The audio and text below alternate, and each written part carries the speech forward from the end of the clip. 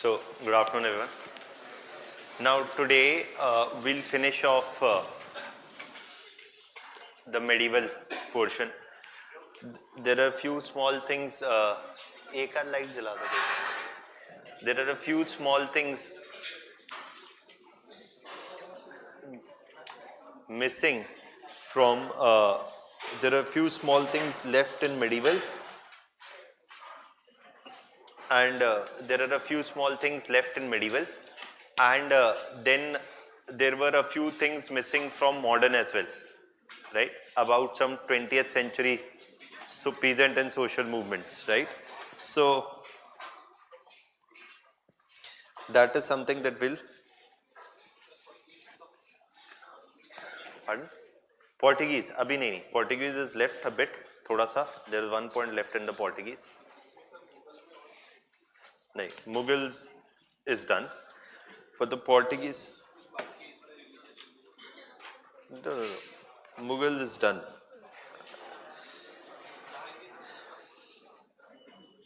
क्या आपको कोई डाउट है तो डाउट पूछिए, बताइए.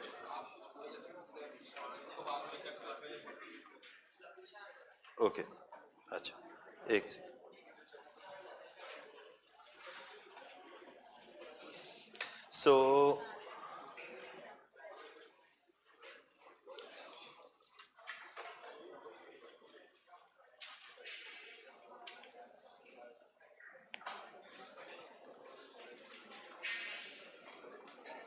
So we were writing about the Portuguese, right? Just to briefly rewind, we were writing about the Portuguese, and in the Portuguese, we had broadly discussed that why the Portuguese came to India, as they primarily sought to dominate the trade in black pepper and find a new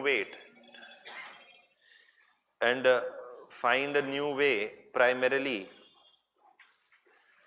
to escape the hold of the Ottomans, as well as of those, that is the Egyptians, who dominated the sea route trade through the Red Sea, or the Ottomans, who were the ones who sought to extract a rent or tax the trade passing through their territories between Europe and Asia. Okay, that is there. So it is in this context that the Portuguese, starting from Vasco da Gama, tried to find an alternative route. It is Almeida who was the first Governor General, and it was under him that you see that they managed to capture Diu. Ultimately, the main consolidator of the Portuguese Empire was Albuquerque, and it was under Albuquerque that they managed to capture Goa. At the same point of time, they started the practice of building forts in a number of coastal regions, primarily seeking what? To build a number of ports in the coastal region to ensure that they could continue to dominate and control the trade in the region. And that's there. And ultimately, it is after him, Nino da Cunha, who actually even took some of the steps, who shifted the capital or their major center base from Cochin to Goa, and ultimately also took some of the initial steps for abolition of sati. We'll broadly discuss this. Now the last thing to talk here is the factors which led to the decline of the Portuguese. Okay, now, yes. Bassein, actually, Bassein was a important port city again in coastal portions of what you say. Bassein was the same Bassein in Bengal. Now, actually, I have not discussed this, but under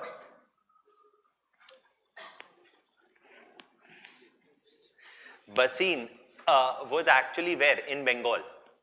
And just like the, before the British and the French, the Portuguese sought trading rights in Bengal as well. And that is where they sought to establish their presence in Bassein. Okay.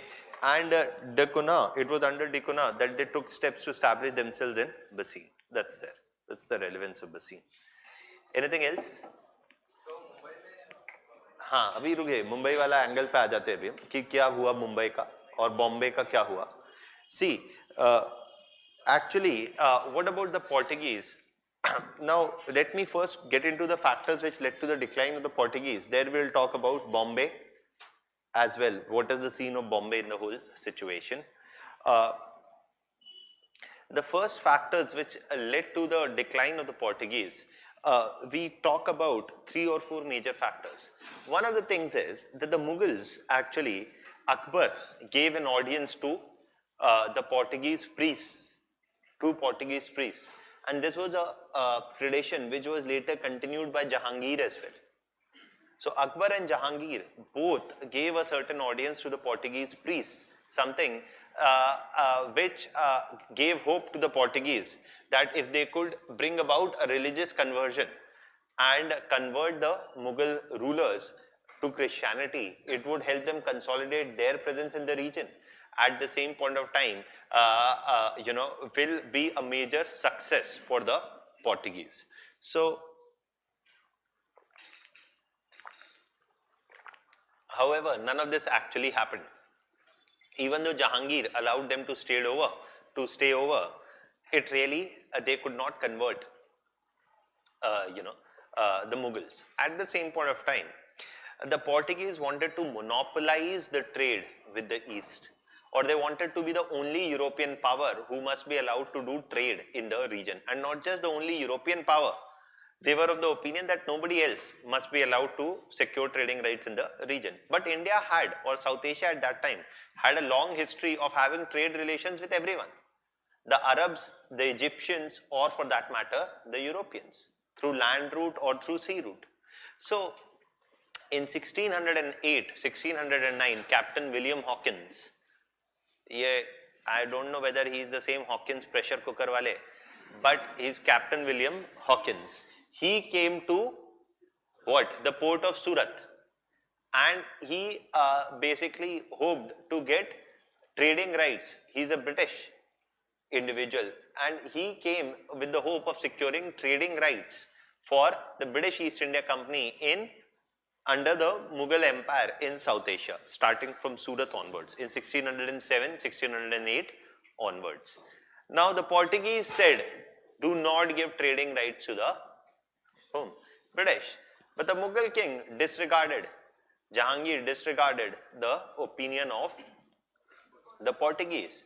And since then it was clear that the Portuguese had overestimated their own influence over the Mughal king. And you see that this is where the Mughal patronage for the Portuguese was never exclusive. And as the Mughals opened up to the British as well, you see that the Portuguese are going to face a problem. What? The British Navy is more powerful than the Portuguese. And now you see that there is the fact that the Mughals did not favor the Portuguese over the British means that the British have to compete with the Portuguese. The Portuguese have to compete with the British, and the British have a far more bigger territorial, naval and a military presence than the Portuguese had. So clearly, this is where the British come, eventually the French also come. The British and French had bigger navies, bigger population, bigger territory, and bigger military sizes than the Portuguese ever had. And this is going to become a tough contest for the Portuguese to deal with. Whom?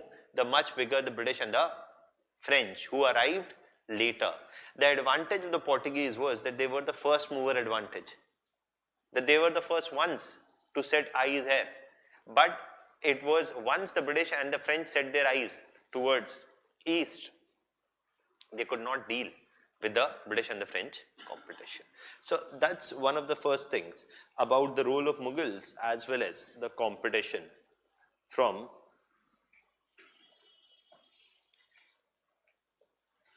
the British and the French. Now,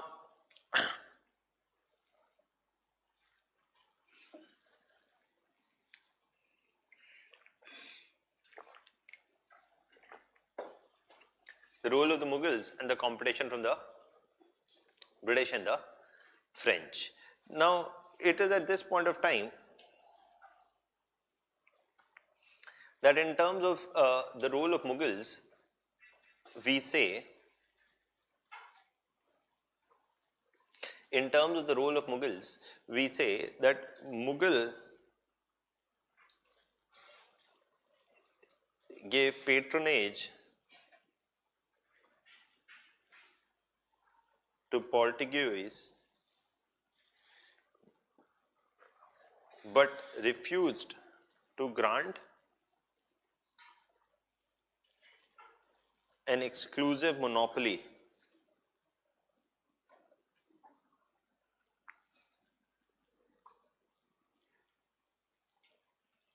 but refused to grant an exclusive monopoly to whom? To them. But refused to grant an exclusive monopoly to them.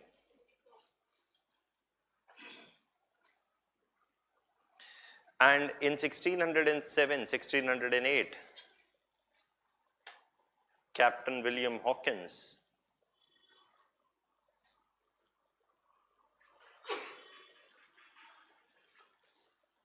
managed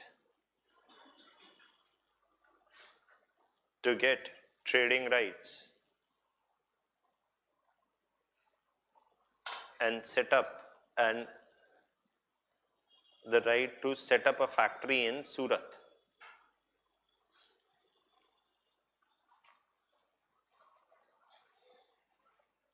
From whom? Jahangir.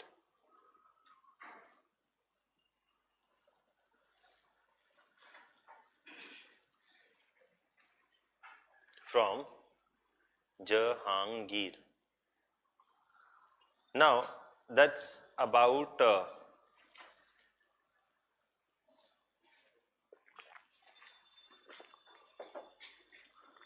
role of, one of the first things.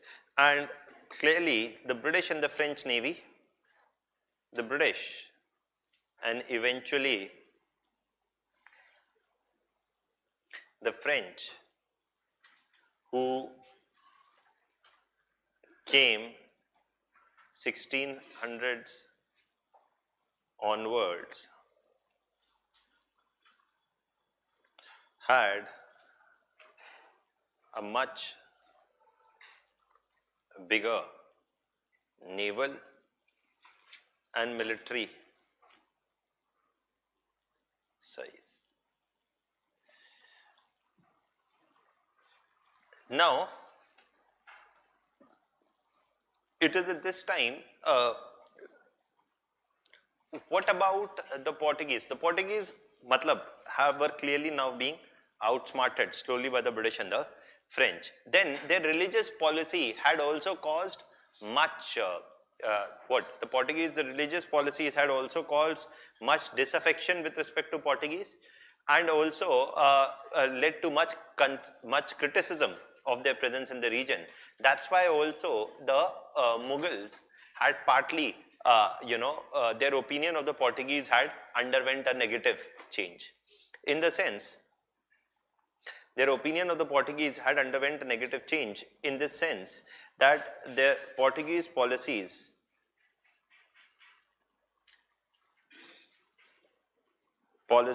of religious conversions, of bringing about forced religious conversions,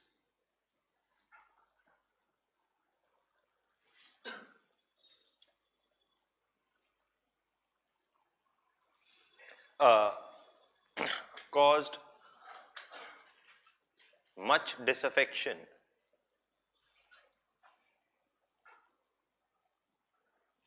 against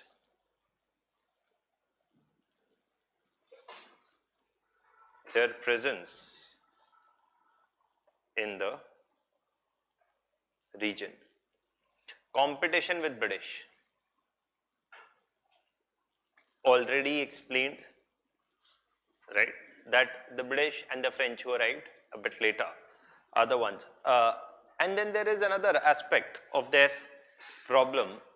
The problem is that the Portuguese had firstly also corruption within their own East India Company, and there was that competition. But apart from that also, Spain and Portugal 1680 onwards decided to focus more towards South America and gave up on whom?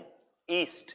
Primarily they focused more on South America and they gave up on the East, primarily because they knew that the British and the French are far more powerful, and they focused on colonizing South America.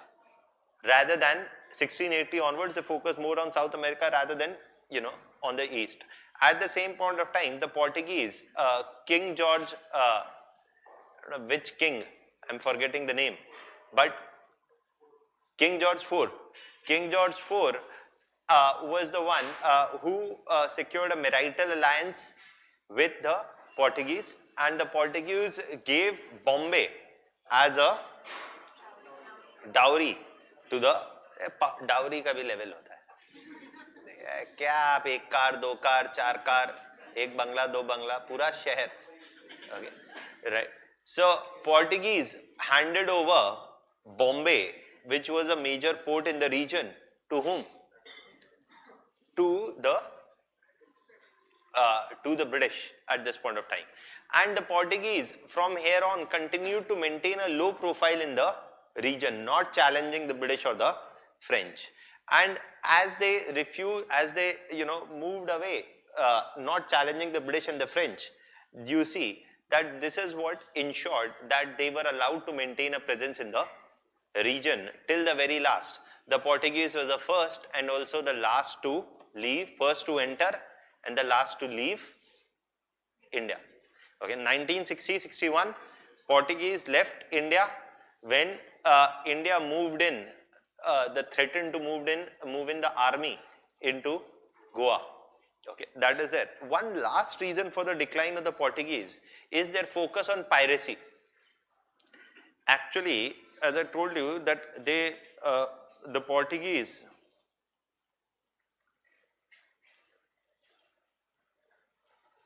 and their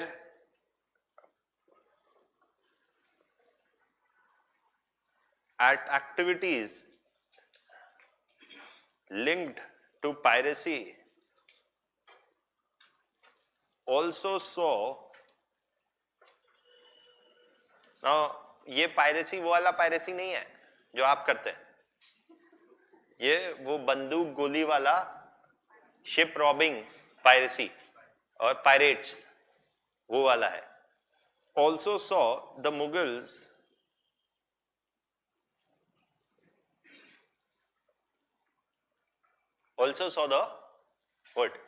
Mughals adopting a hard attitude towards them, or a harsh attitude, adopting a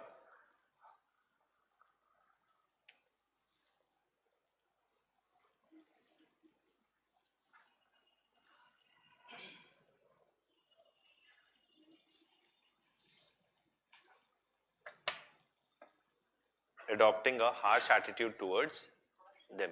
Harsh attitude towards them.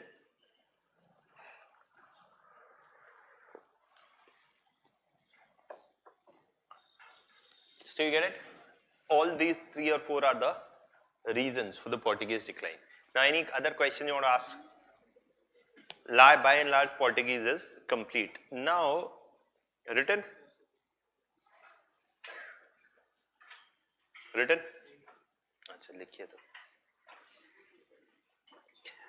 That reminds me, what is left, I think. Just a second. Yes. Now the written. Now there are a few other things which are left. One is the cultural developments in India. ये थोड़ा सा point important है prelims के लिए. Here the Sufi wala angle is pretty important from your examination point of view. And then the Vijayanagara Empire and the Bahmani, kingdom. ये हाँ, ये भी थोड़ा सा आपको पढ़ना है. हम्पी वाले ऐसे याद रख लीजिए. Right? So that is there. that will largely complete medieval, and then we can quickly jump on to what is left in, some peasant and social movements of the 20th century. Now, the cultural developments in India in the period from 1300s to, from 1200s to 1400s or 1500s. This is the period where you see the birth of the Sufis in a major way. Now, the Sufi movement, देखिए ये आपको पता ही है, A.R. Rahman की photo लगा लीजिए यहाँ, right? देखिए, the Sufi movement को actually, if it got some patronage in India, the Sufi movement got some patronage in India under whom? The Mughals.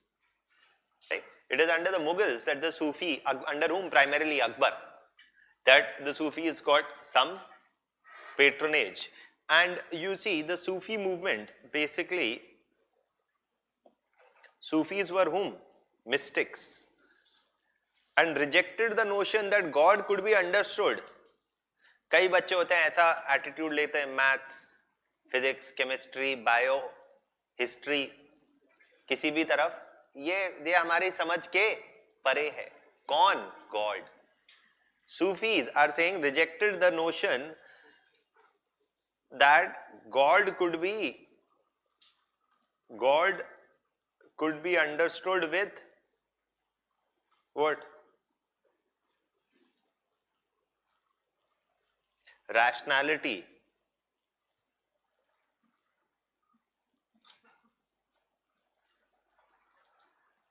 God could be understood with rationality or reason. ये हो ही नहीं सकता, आपकी समझ के परे है. God is what Sufi. आपकी समझ के और भी चीजें बहुत परे हैं, उसमें एक छोटी सी चीज is God, right? Your parents tell you all the time, तुम्हारी समझ में नहीं आएगा अभी तुम ये ऐसी. That is what Sufis are saying about God. God is beyond reason. He cannot be understood. He, she, it cannot be understood. Okay. Rather, the only way then of connecting with God is to fall in love with God. Okay. So that's the reason why Sufi songs are popular. आपको लगता है आप अपने आशिक के लिए, you are expressing your love, but a true Sufi is expressing his love for God. It's not your roadside romance. Right. So that is what is essential about Sufism, that it argues that there is a relationship of love, and only by intense devotion and expression of one's love for God can one have a union with God. Right? Both Bhakti and Sufi are largely based on the similar idea. This idea that God cannot be simply understood. Rather, one gets into a connection with God by expressing one's love and affection for God. So, they argued that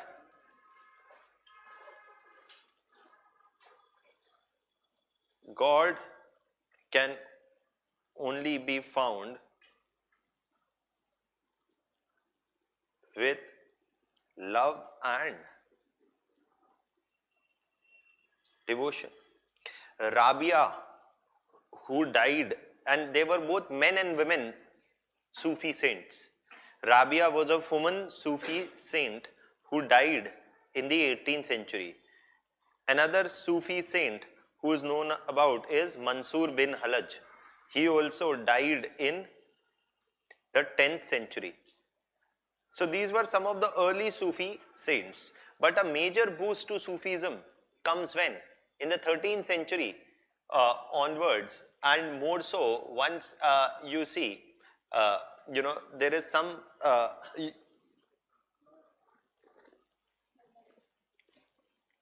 once the Mughals enter into the scene, there is more patronage for the Sufis. Mansur bin Halaj, Rabia, Mansur bin Halaj. Now, silsilas. What are silsilas? Silsilas involved often silsilas involved one Sufi saint and his followers who used to live together in a closed community. Now here let me tell you one more thing. So firstly, silsilas were composed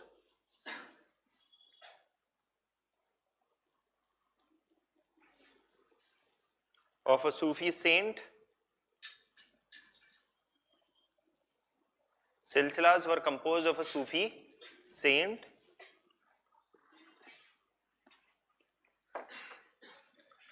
and their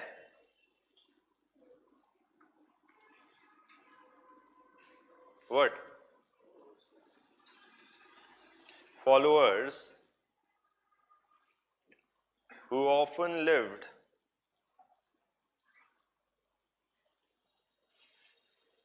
in a closed community that's there. Now, there were 12 major silsilas. There were 12 major Sufi saints and their groups which were known at this point of time. Most of these 12 silsilas could be divided into Bashara and Beshara. Bashara were those who, what? Bashara were those who argued for religious teachings in compliance with Sharia, whose Sufi teachings were in compliance with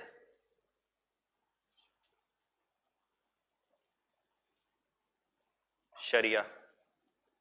And Beshara, ऐसे नहीं याद रखना है कि बेशरम, मतलब Beshara were the ones who did not comply with the Sharia.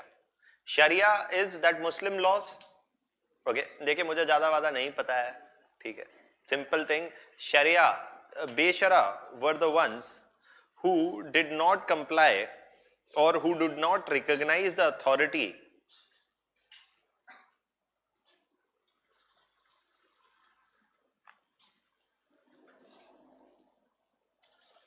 of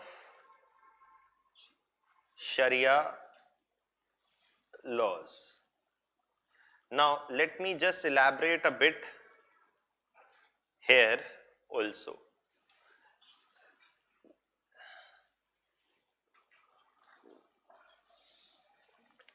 Let me elaborate a bit also here about on Sufism. Do you see it is often, do you think that Sufism was influenced by Hinduism? Yes or no? Yes, please remember from your prelims point of view, it's a correct statement that Sufism was inspired, was influenced by Hinduism as well. Hinduism / Buddhism also. ये क्यों कहते हैं हम ऐसा? I'll explain.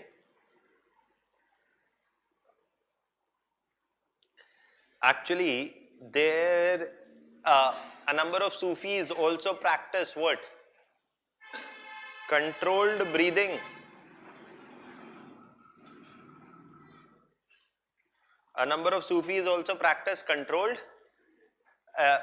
they also practice controlled breathing and this whole idea of meditation and observing your breath, etc. Something that is often seen in Buddhism also and Hinduism also. So that's a clear example of what is considered by many as an influence of Hinduism on Sufi. Then but obviously their predominant framework is derived from Islam. But there is an influence of Hinduism or Buddhism also. They also prescribe what? देखिए जो मोदी जी ने कहा था, क्या 5 दिन के लिए वो जाते हैं और जंगल में मेडिटेशन करते हैं? Modi ji told that he goes for 5 days and does meditation in the jungle. Simple. यही ये भी करते हैं सूफी लोग भी, मतलब भक्त सूफी सब करते हैं, right? So they also prescribed intense periods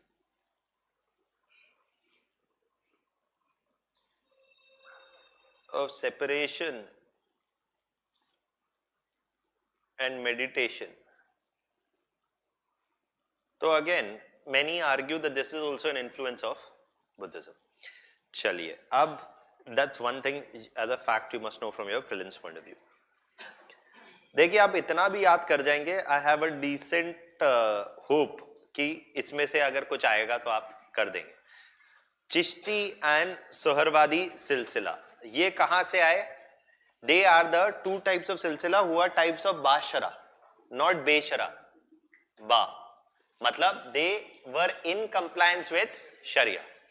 Both Chishti and Soharwadi silsila, they are the two most popular silsilas in South Asia. Okay. देखिए, Bhakti traditions are largely of South Asian origin. Bhakti and Sufi traditions both are largely of South Asian origin. ये चिश्ती कौन से वाले चिश्ती हैं? ये Moinuddin, yes, AR. Rahman वाले मोइनुद्दीन चिश्ती. इनको आप सलीम चिश्ती से नहीं कंपेयर करना है या कंफ्यूज करना है, वो अलग है. अभी हम उन पे बाद में आएंगे, उनका भी बताता हूं मैं. बट मोइनुद्दीन चिश्ती ये ultimately were based out of Ajmer Dargah, right? हाँ, ख्वाजा जी, मैं बता रहा हूं. For spreading, you know, this is soft power of Islam, I say. कोई मौलाना ने for the spread of Islam and for creating a positive image of Islam, no Maulana has contributed. In fact, I would say all Maulanas put together have not contributed as much for creating a positive image of Islam as who? A.R. Rahman has done through his music. And then hardline Maulanas say that Islam mein there is no place for music and dance. And the Sufis used to do both music and. अरे भाई, जीवन में और religion में अगर music और रंग नहीं होगा तो कैसे चलेगा? Right? That much is there. Right? So this is something that people need to realize that कैसे, मतलब much before Bollywood, Hollywood, they have their own music, right?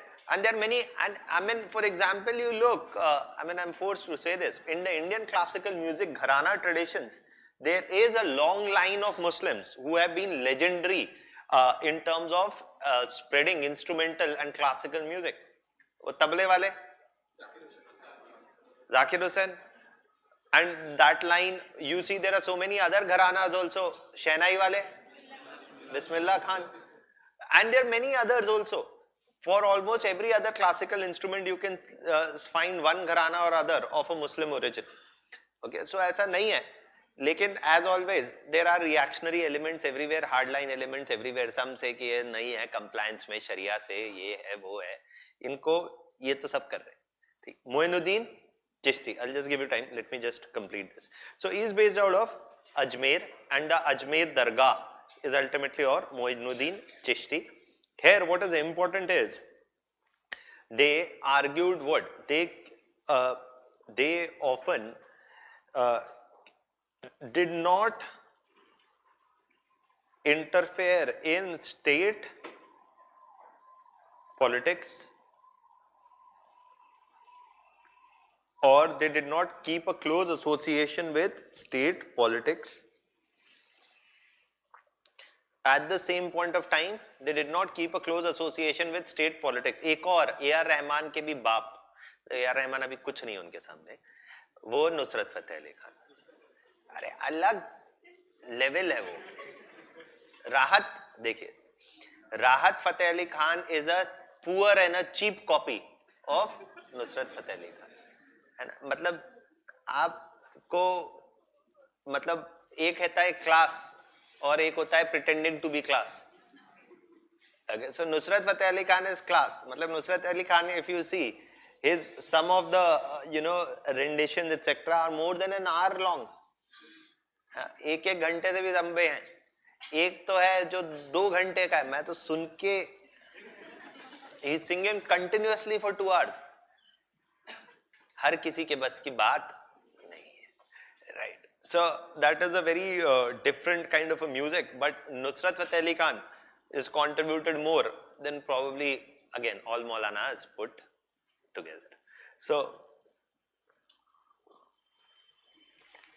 one more thing about Muinuddin Chishti Silsila was this, and this is another important thing from your prelims point of view. Firstly, they did not interfere in state politics or did not take any active interest in state affairs, and also followed and prescribed a life of austerity. Also followed and prescribed a life of austerity. Whom? Chishti Silsila wale. ये सुहरवादी सिलसिला, this is based out of modern day Peshawar.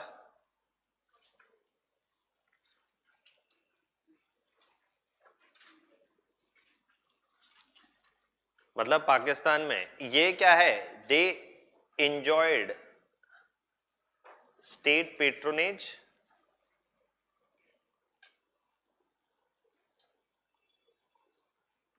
and secondly they did not follow a lifestyle of what? Austerity. They did not follow a lifestyle of austerity. They did not follow a lifestyle of austerity. The hardline Muslims said ये सूफी कौन है? सूफी are not Muslims. Simple है ये, मतलब एकदम clear है. In the more hardline view of Islam, anybody who doesn't follow their rigid categorization is not a Muslim. Okay. So they are like सूफी नहीं है ये तो मुस्लिम नहीं है. Okay. ऐसा हिंदुइज्म में भी फुल ऑन है. अगर आप हमारा स्टाइल फॉलो करते हैं तो you are a Hindu, otherwise you are not a true Hindu. सच्चे हिंदू नहीं है. So, ऐसे भी बहुत हैं. अभी ये चिश्ती एंड सुहरवादी सिलसिला हो गया. एक और है, कौन? सलीम चिश्ती. कौन है Salim Chishti? Yes, Agra. somebody said very rightly. कौन है भाई सलीम चिश्ती? आगरा वाले. लेकिन है कौन?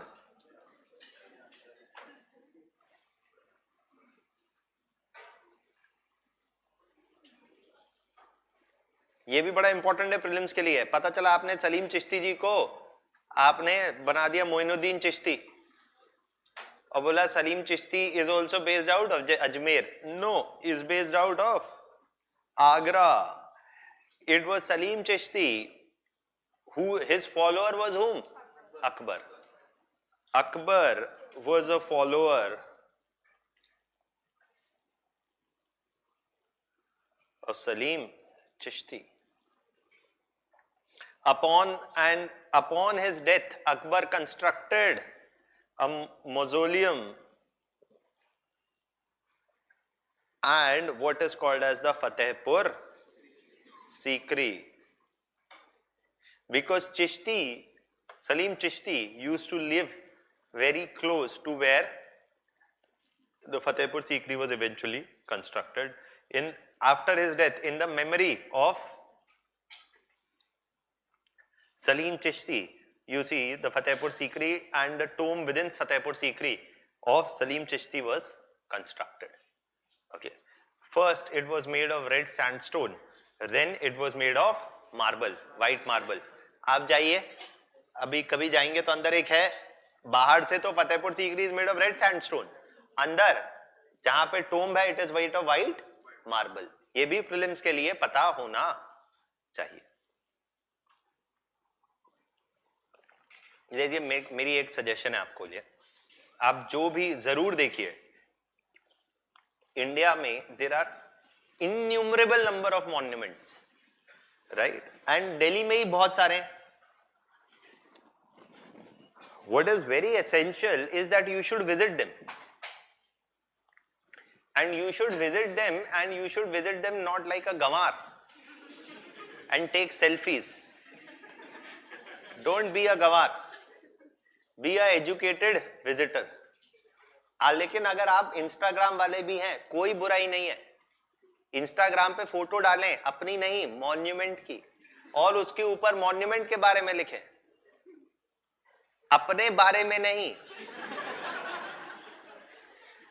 आप, there is for example Amit Parsicha, I follow him. He writes, he has a YouTube page, he has a Facebook page also, and one on Instagram also, India Lost and Found, where he travels. अपनी photograph नहीं, monument की and a background about the monument.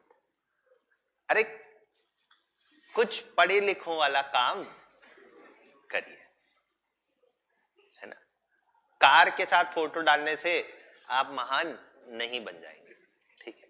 तो और कहीं जा रहे हैं तो त्रिभंगा स्टाइल में पोज करके भी आप महान नहीं बन जाएंगे, राइट. सो या तो कुछ ऐसा बनाइए जो मॉन्यूमेंट बन जाए, वरना मॉन्यूमेंट को देखिए, right. So that is that. Now Salim Chishti is the one who is based. अभी निजामुद्दीन औलिया, जो ये दिल्ली वाले, हजरत निजामुद्दीन और Nizamuddin Auliya, again he is a descendant of whom? Salim Chishti. Okay, तो ये थोड़ा सा आपको ब्रॉड पता होना चाहिए. Most in the north is from the Chishti सिलसिला. इन द नॉर्थ वेस्ट सोहरवादी सिलसिला इज ऑल्सो देयर. नाउ भक्ति movement.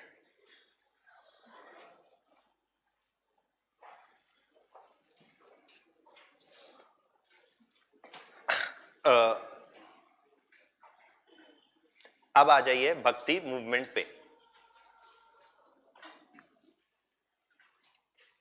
Now, when you go to the Bhakti movement and Sufi movement both actually are flourishing at roughly the same time. But even the Bhakti movement had started before 13th century. Bhakti movement is also visible after the 8th century itself. The growth started after the 8th century.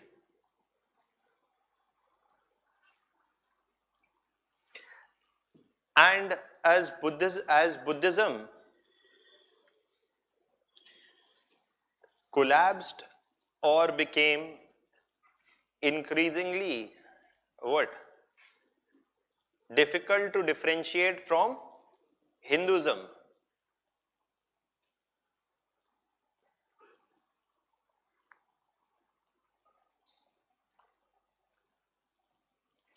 the Bhakti movement originated.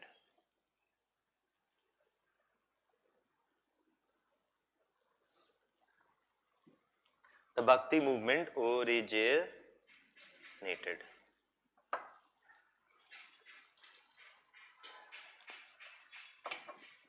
The Bhakti movement originated. ठीक है? Now, what about Nayanars and Alvars? Nayanars and Alvars. Who are these? These are Bhaktis. But those Bhaktis who followed what? One followed more of Vaishnavite tradition and one followed more of Shaivite traditions. Nayanars and Alvars. Both are types of Bhakti followers.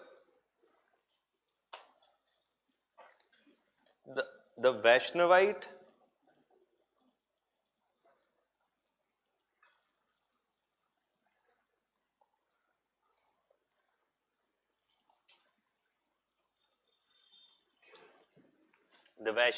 and the Shaivite. Sorry, Acha, I wrote the opposite.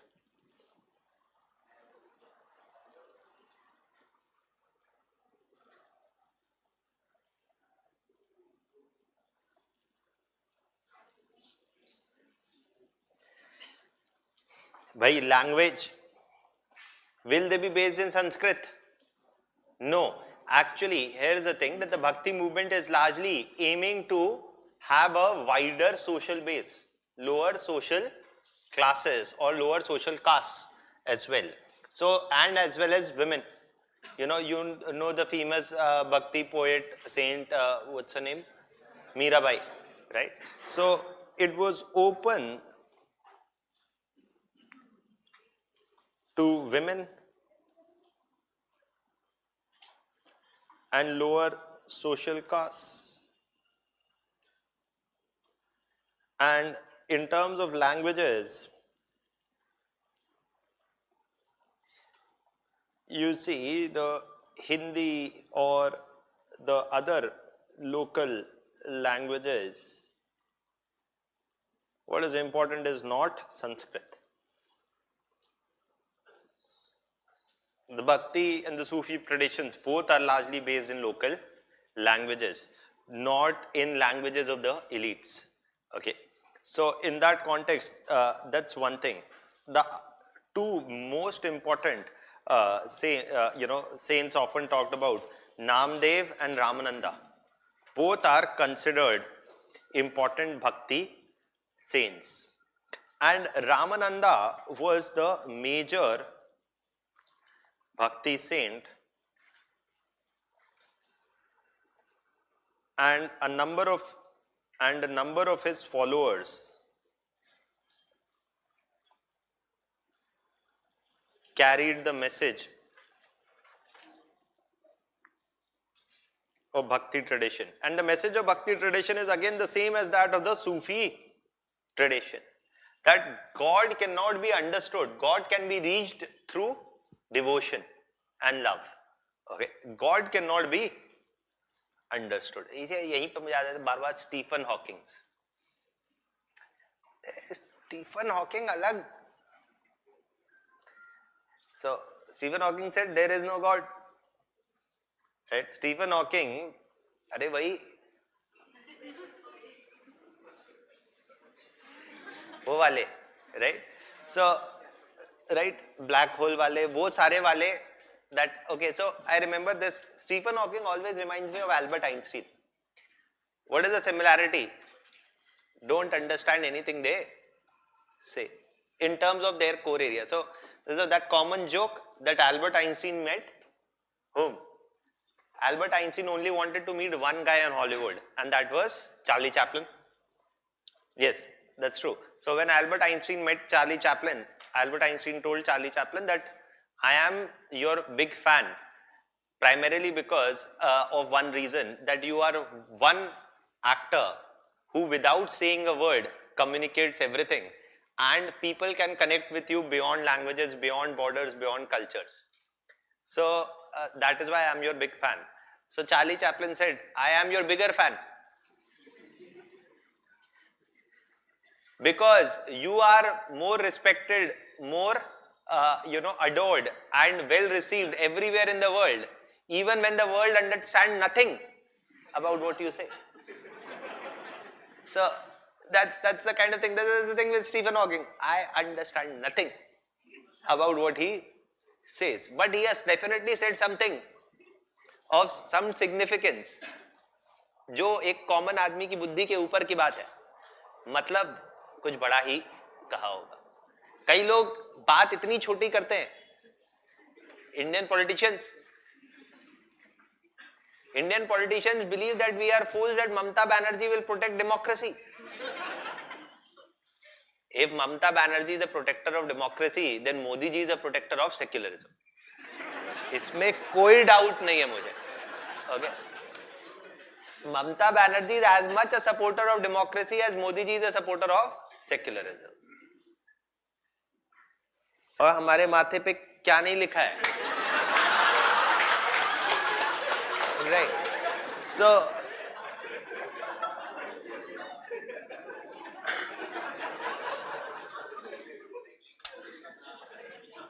and I went to Yogendra Yadav's talk 2-3 days ago, and Yogendra Yadav was saying the same thing. That, I mean, that this whole Mahagadbandhan business, That's there. Now today, you follow that page, I follow that page, Humans of Hindutva. So they did a very good comparison. They said BJP is like bidi, Congress is like cigarette, and Trinamool Congress etc. is like vape. वो electronic वाली, right, है सब हानिकारक. कौन कितनी हानिकारक है, debate बस यही है. Indian politicians are out competing themselves in proving who is more stupid and more toxic than the other. The competition is not who is better, the competition who is worse actually.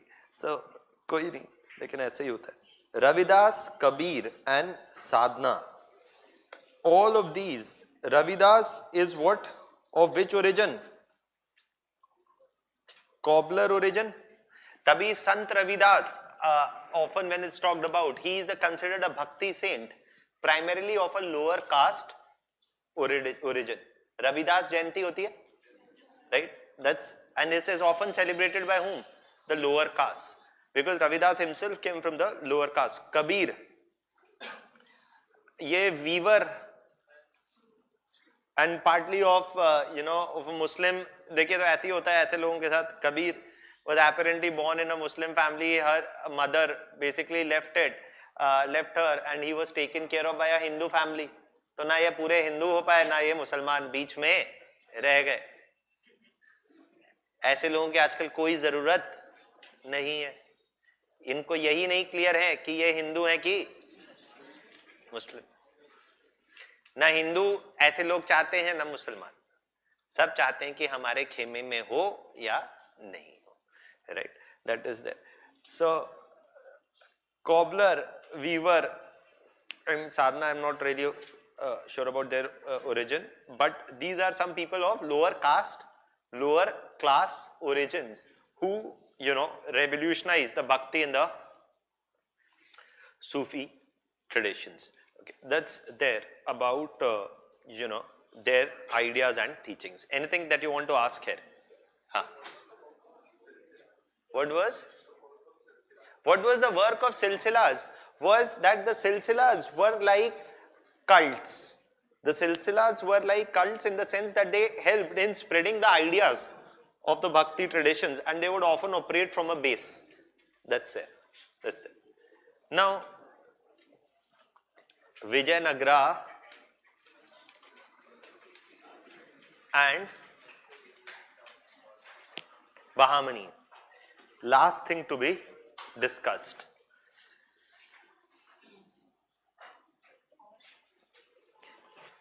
The Vijayanagara Empire is the one that you notice in saffron, and the Bahamanis are the one whom you notice in green. Okay, and they are where? In South India. At what time? Before Aurangzeb. देखिए, what is happening is that eventually, they are prevalent in which period? The 1300 to 1500 period. 1500 mein Akbar is firstly consolidating in north, and then Aurangzeb expanding to south. Now, before Aurangzeb's expansion, the Bahamani is the major power in the Deccan region. And this Bahamani and Vijayanagara Empire will give way to other powers. Who? Bijapur, Golconda, Marathas and Mysore. It is from Vijayanagara Empire that Mysore originated as a state. Okay. It is from Bahamani that you have Bijapur, Golconda originating as states. When Aurangzeb had to deal with Deccan, there was no Bahamani. Bahamanis had collapsed already. But in place of Bahamani, there were Bijapur, there was Golconda. In place of Vijayanagara, there was Mysore. Okay, so that's it. They are the predecessors of Mysore or Bijapur or Golconda or the Marathas. That's the first context. Okay, because Marathas are visible when 1600s onwards, and so are what? Mysore and other Bijapur and Golconda. And it is they who 1300s to 1500s that Bahamanis and the Vijayanagara Empire were the ones. Let's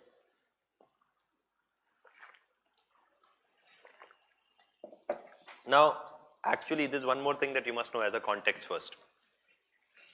While in the north, while the Tughlaqs and the Khiljis were trying to consolidate themselves and had a lot of fighting, between the Rajputs and the Tughlaqs, etc. You see that in South India there was a period of relative stability. And South India continued to flourish as the north dealt with a number of new players like the Afghans and the conflict between the Afghans and the Rajputs for that matter. South India flourished. And why do we say South India flourished? Because in this period in the Vijayanagara Empire you see again more temples. And that could not happen unless and until there was a flourishing of trade or other kinds of activities in the region. So that is why we say that even trade and other kinds of economic activities flourished in the south as the north was gripped by political conflicts and instability. Okay, so that's there. Now, this is something that you need to know. One of the reasons why the Portuguese did get to establish a window also is why? Because the Mughals were yet to consolidate themselves. The Portuguese came before whom? The Portuguese came before there is Babur, and before 1526 Babur is coming. Portuguese are coming when? 1498.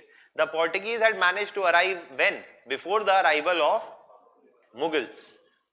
And that is something that helped them to consolidate their presence in the region, because there is no strong central player. When did the British consolidate themselves? When the Mughals declined. Right? So you've got to understand that outside players often got a window either when there was no strong player at the center, or the strong player at the center had undergone a what? Decline. Clear? Chaliye, likhiye. Bahamanis and Vijayanagara Empire. So in South India, we often argue that the Bahamanis in the Deccan region and the Vijayanagara Empire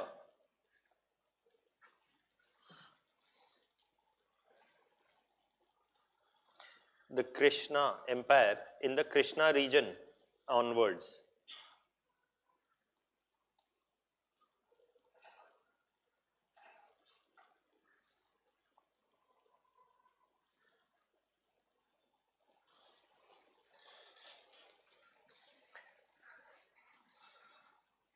Bahamanis in the Deccan region and Vijayanagara Empire in the Krishna region onwards.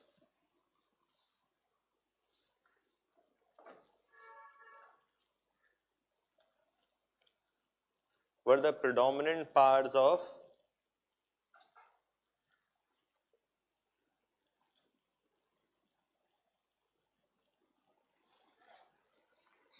South India, were the predominant powers of South India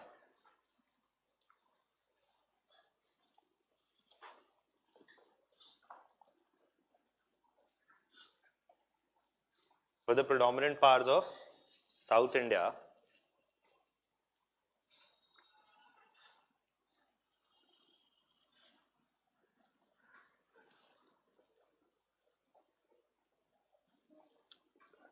while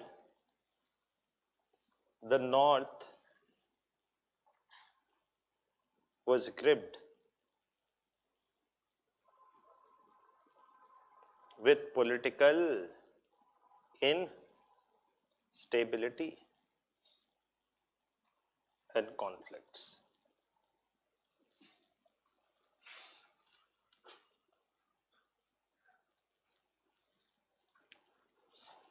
With political instability and conflicts.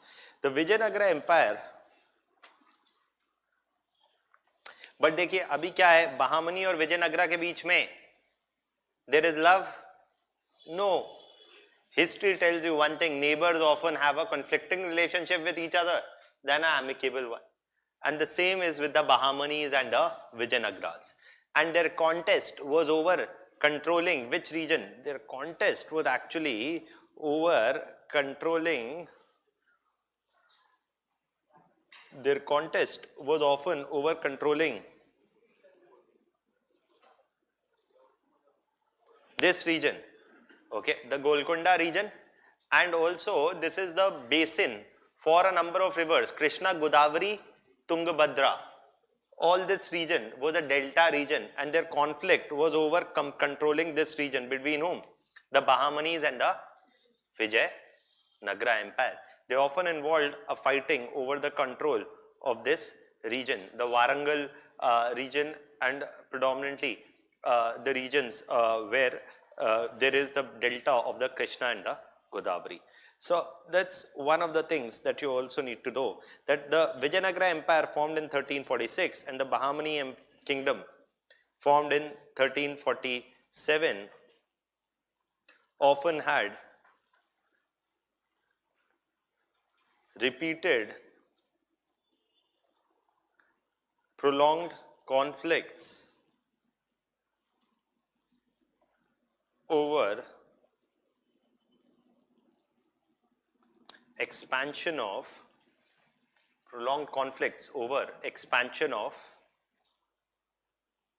their presence in the Krishna Godavari delta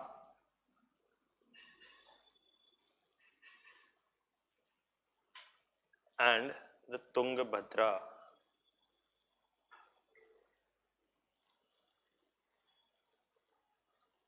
region.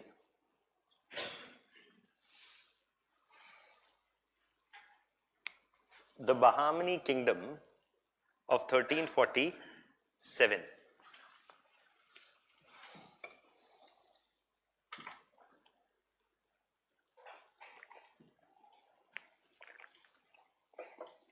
The Bahamani Kingdom was formed in 1347. Now, ultimately, when the Portuguese arrive, when the Portuguese arrive on the scene, it is at this time that the Bahamanis were partly actually in their decline. And this allowed the Portuguese to easily establish themselves in the regions, whether that was Goa, which was largely under their control before the Portuguese arrived. Now, the peak of the Vijayanagara Empire, we say, it was under Krishna Dev Raya. There were other rulers also, but the peak of the Vijayanagara Empire, we say, is often under Krishna Dev Raya, whose contributions to the in the sense that there is the growth of a new town,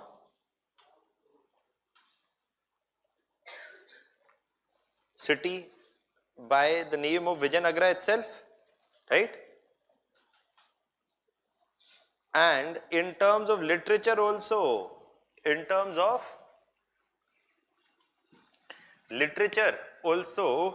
there is a certain degree of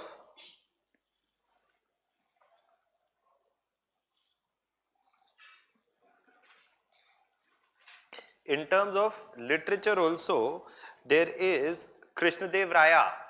किस चीज के literature के लिए जाने जाते हैं? Anybody? Telugu literature. What about Kannada? Amog Varsha. Kannada literature. Amog Varsha is known for Kannada literature, and Krishna Dev Raya is predominantly known for the growth of Telugu literature. And not just Telugu, actually you see Tamil and Telugu often are partly seen as originating from a similar base.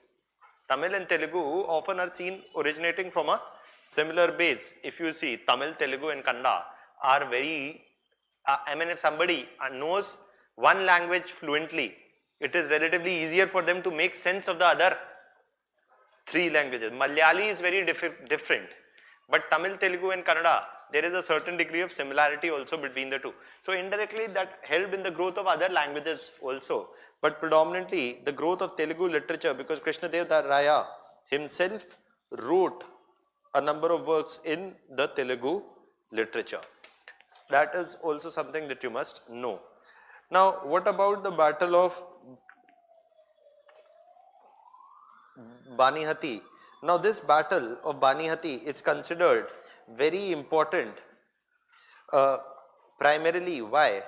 Because of the reason that it was in this battle that the conflict between Bahamanis and whom? Vijayanagara Empire was settled, and it was their long-standing rivalry was settled in favor of whom? The Vijayanagara Empire. The Bahamanis were outsmarted by the Vijayanagara Empire in this battle of Banihati. Firstly, but this ultimately was not.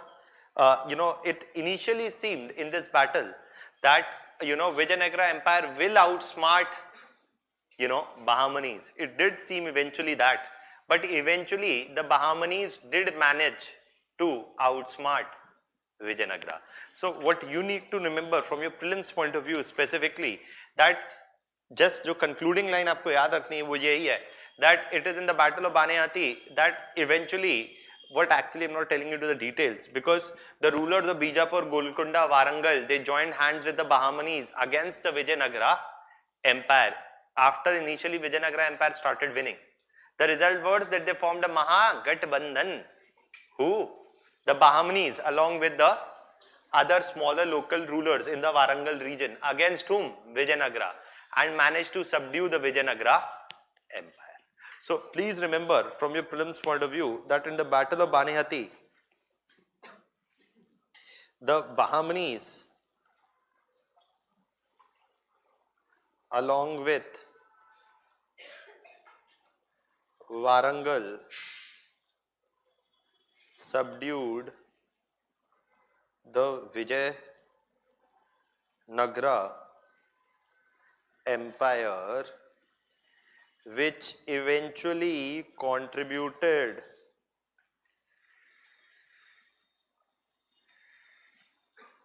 to its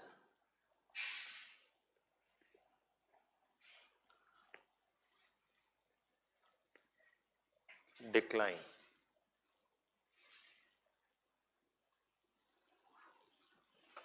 Which eventually contributed to its decline. Now, which eventually contributed to its decline. Now, Vijayanagara empire administrative structure देखिए, आपको बस एक जो term याद रखना है, that is about Palaiyagars. Okay, what does that mean? Palaiyagars basically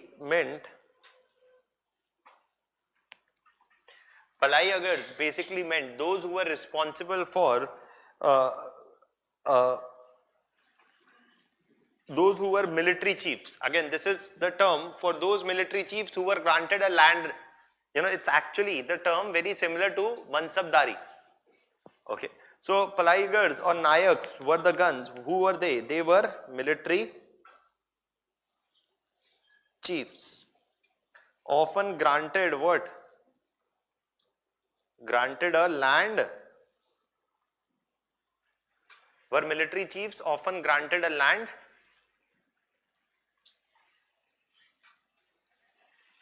Were military chiefs often granted a land right, or often granted land rights, often granted land rights, and the revenue generated from which would be used for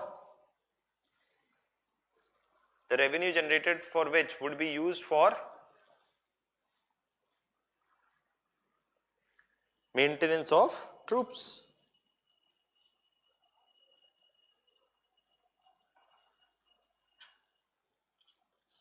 architecture, architecture में क्या है भाई?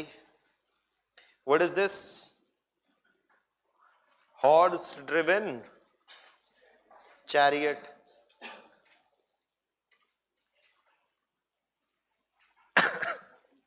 Hampi.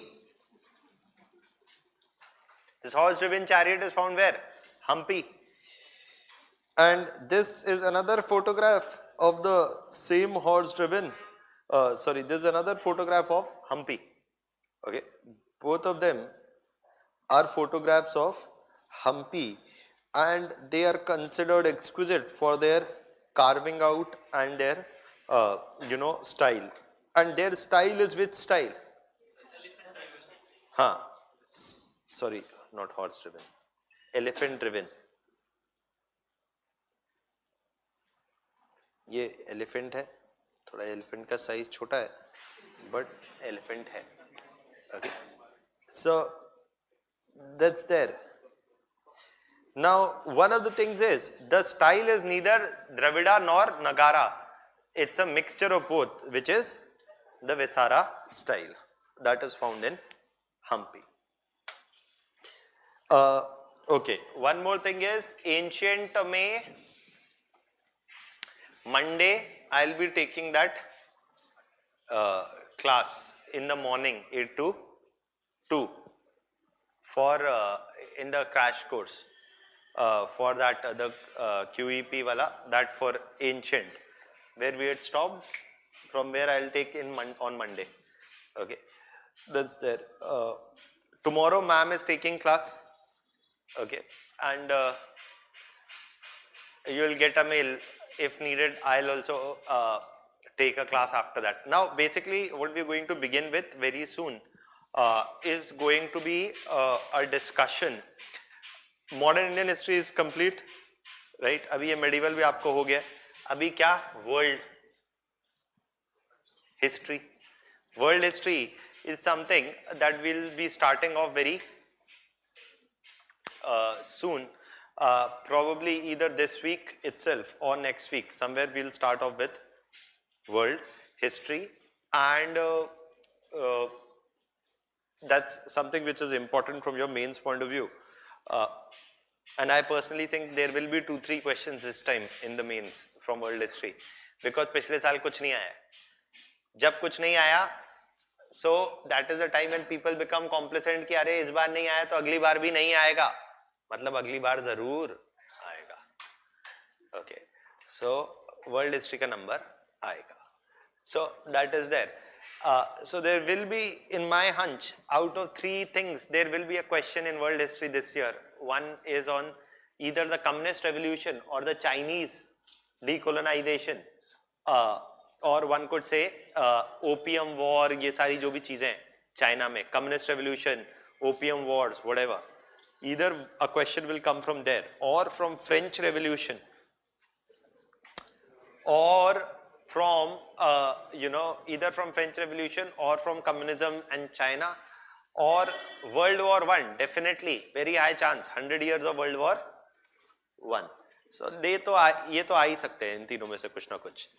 Now the next thing, one more thing is in the polity portion, I will be discussing with you the governance वाला section. Okay, largely the governance वाला section, मतलब वो वाला मसाले वाला क्या, for example electoral reforms, CAG, वो सब तो ठीक है. उसके बाद Lokpal, Lokayukta, CBC, CVC, CBI और good governance, citizen charter, e governance, ये सारी चीजें जिन्हें कोई नहीं पूछता, उन्हें UPSC, because they are very essential to tackle corruption and good governance. अभी आपको जब आप गवर्नेंस पढ़ेंगे उसके बाद समझ में आएगा आपका किस लेवल पे काटा जा रहा है. कि people say we will tackle corruption by how? by weakening RTI, by not introducing citizens charter, by doing nothing in terms of substantive evolution of e-governance, you will tackle corruption. But how? कैसे? मोदी जी का photo लगाएंगे, corrupt आदमी डर जाएगा, that don't do corruption, Modi ji आ जाएंगे. That is how you will tackle corruption. Or tackling corruption requires systemic institutional reforms. And that is about all those things that we'll discuss. So, from the, if not this weekend, from the coming weekend onwards, हम वहाँ CAG election commission उन सारी चीजों से चालू, we'll have a discussion, and then moving onwards towards governance, good governance, corruption, civil services, corruption in civil services reforms, वो वहाँ lateral entry in civil services, ये और सही है, मतलब बिल्कुल ही बेशर्म होगी सरकार. Okay. नहीं, लेकिन हम वो लिखेंगे जो हमें एग्जाम में लिखना है. So that is there. चलिए, largely this completes your medieval portion. Let me discuss one last thing here, and that is about 20th century tribal and peasant movements. 20th century, did we not discuss tribal movements also? कर दिया है. Peasant, social, peasant movements also we had done. एक second, हाँ, एक second, please wait. जून batch वाले बच्चे पहले बताएं हाथ उठा के, है ना, जो मैं पूछूंगा. In the June batch, did we discuss the peasant movements, 20th century? Okay. In the 20th century, did we in the peasant movements we discussed Bardoli we discussed. Okay. Telangana Tebaga, no. Bardoli we discussed, but Telangana Tebaga we have not discussed. Then we would not have discussed Bardoli also. Bardoli we have discussed, but not Telangana Tebaga. Okay. ठीक है. And okay. What about जुलाई में? कोई बात नहीं, तो ठीक है, अभी कर लेंगे. What about Justice Party? ये तो कहीं नहीं होगा. So please discuss. Let's first start with social movements of the 20th century.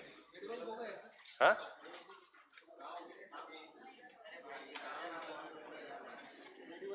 जिसका हो गया वो रिवाइज कर ले, जिसका नहीं हुआ वो सुन ले. ठीक है, simple. Social movement of 20th century. Here Justice Party is there. There is also what? Certain temple entry movements, and these are happening when? 1920s. And there are what are also called as the self-respect movement, and there is also what is called as the Mahad water tank agitation or the Mahad agitation.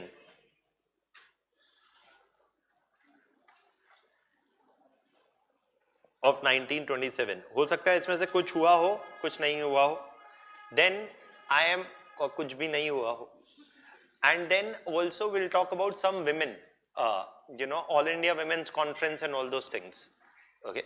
Now, Justice Party was formed in 1916 by the Dravidians in the Dravidian region, in the what you see as the Madras region today. What did the Dravidian? Why was the Justice Party formed? To oppose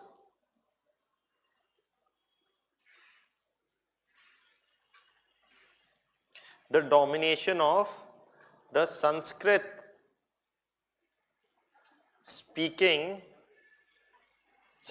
and Hindi speaking Brahminical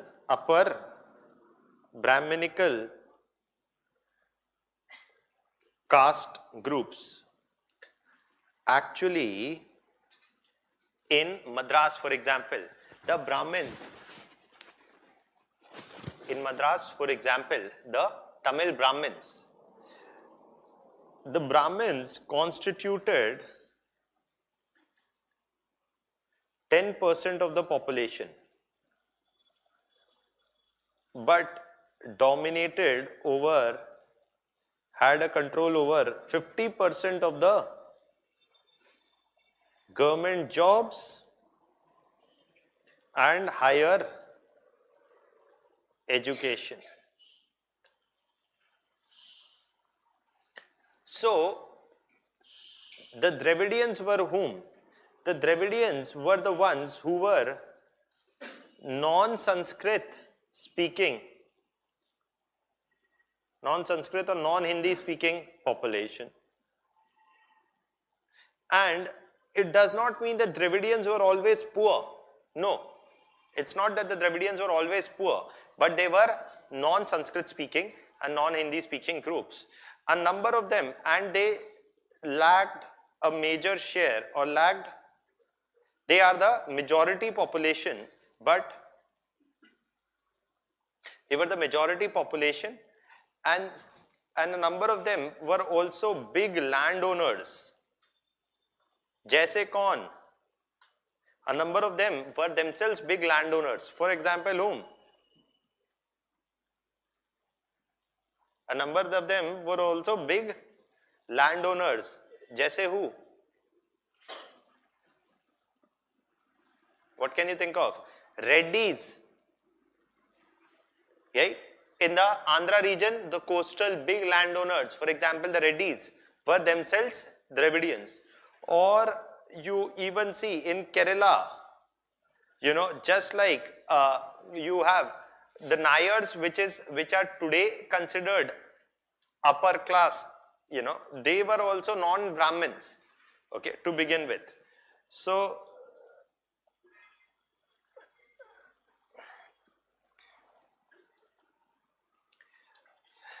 these big dominant landowners who were non-Brahminical formed their party, which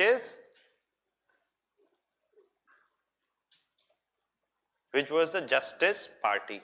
What was their demand? It was formed in 1960. The Justice Party's demand was what? Justice Party's demand was what? That there must be what? Assured political representation or separate electorates.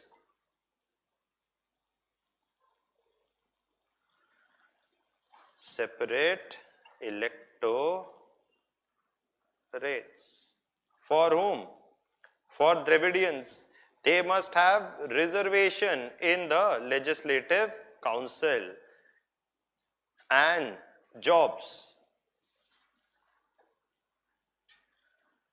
So they formed the party in 1916, and the 1919, what is happening? The Government of India Act 1919 was there, and this Government of India Act 1919, if you remember, I have told before also, they extended separate electorates to Dravidians also, who are not a religious minority but are actually a linguistic minority, because of their poor representation in government jobs, etc., and in political life. Ultimately, the Justice Party contested elections in 1990. Contested elections in 1919. This is important from your prelims examination point of view. But by 1924, the Justice Party had actually lost popularity. Why? Because the big landowners appropriated the gains for themselves without passing off or without taking any steps for the benefits of the masses. So what emerged in 1924? The Justice Party had lost out popular support. And you see the rise of a third group. देखिए, Congress did not contest the 1919 election. Justice Party did, but Justice Party also lost out on popularity by 1924. Who emerged? The self-respect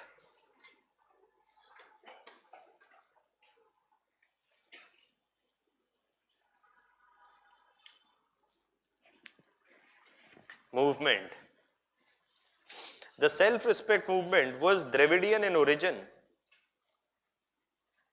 and was started by whom? E.V. Ramaswamy Naikar, or also called as Periyar. E.V. Ramaswamy Naikar, or also called as Periyar. Okay. E.V. Ramaswamy Naikar, or also called as Periyar. Then he started the self-respect movement and argued that before self-rule. Now, what is actually Ramaswamy Naikar? Himself was a member of Congress. In 1924, Naikar, who is also known as Periyar today, resigned from Congress. Why? Because he said that Congress is a party dominated by the upper caste. Congress is a party dominated by upper caste and did little to do what? To tackle social ills like untouchability or that of the caste system. So he said that Congress cannot solve the problems of social evils. It is a party dominated by the upper caste. He resigned from the Congress in 1924 and started the self-respect movement. And he argued, ये जो आजादी की बात कर रहे हैं, before self-rule must come self-respect. What will this political freedom from British will mean nothing if we cannot abolish social discrimination and social inequality in the society. He said that before self-rule, what we should first do is that everybody who argues for freedom from British, before arguing for freedom, people should argue for their own self-respect and self-respect against the discrimination of the caste system. So, Periyar argued that before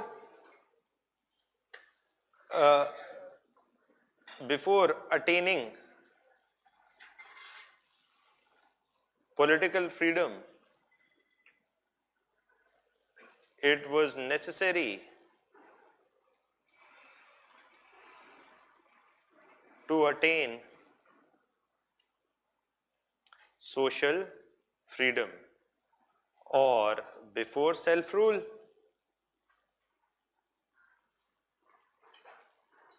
self-respect was necessary.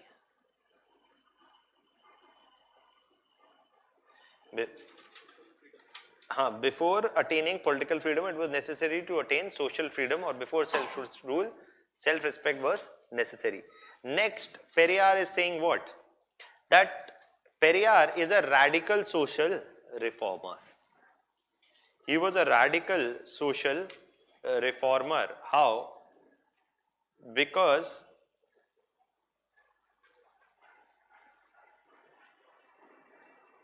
he argued for abolition of caste system. मतलब ये आर्य समाज वाला position नहीं ले रहे हैं, reform of caste system or anything. He is saying abolish the caste system in totality. He organized public burning of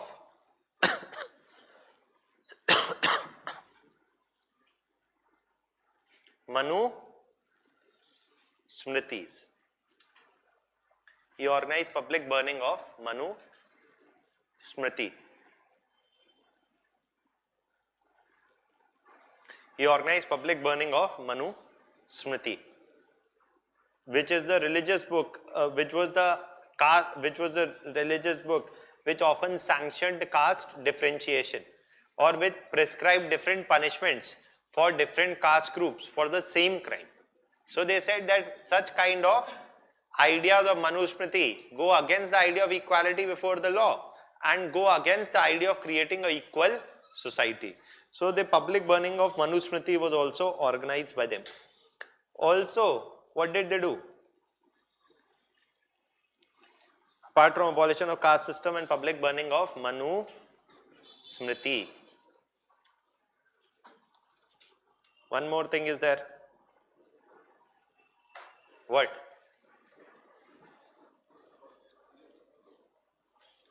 Abolition of caste system, public burning of Manusmriti. There is another thing that they also supported was temple entry movement. For whom? Lower castes. That lower castes will be allowed to visit the same temples operated and visited by the upper caste. Must be. So they started temple entry movements also. And last thing that they also supported was the lifting of restrictions on women. Because again Periyar argued the same thing, that women are also treated as lower caste under the whole caste system. So lifting of restrictions on women is also with respect to their temple entry, etc. They were also something that they talked about. Who?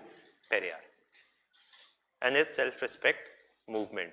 It is Periyar's self-respect movement which assumed a lot of popularity in the South, and that is why social reforms started, and in the South much ahead of North. And at the same point of time in the 20th century, it is the birth of the Dravidian movement often traced to whom? Periyar. It is this Periyar's Dravidian movement which later takes the form of DMK and AIA-DMK. Both are Dravidian political parties who largely argue that they adhere by the ideas of Periyar. Okay, that's about the self-respect movements. Next, Mahad agitation. Temple entry movement. So, ठीक है, Mahad agitation. That's the last one.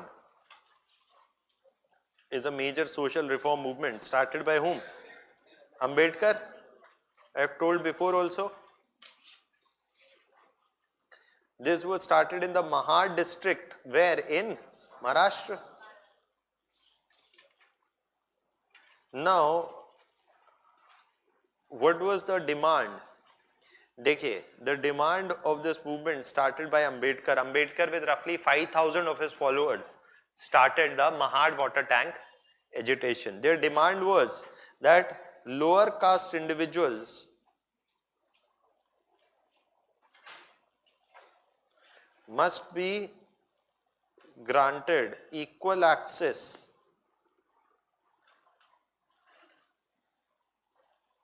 to draw water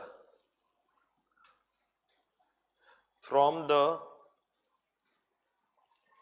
same wells, water tanks or rivers used by upper caste. Why?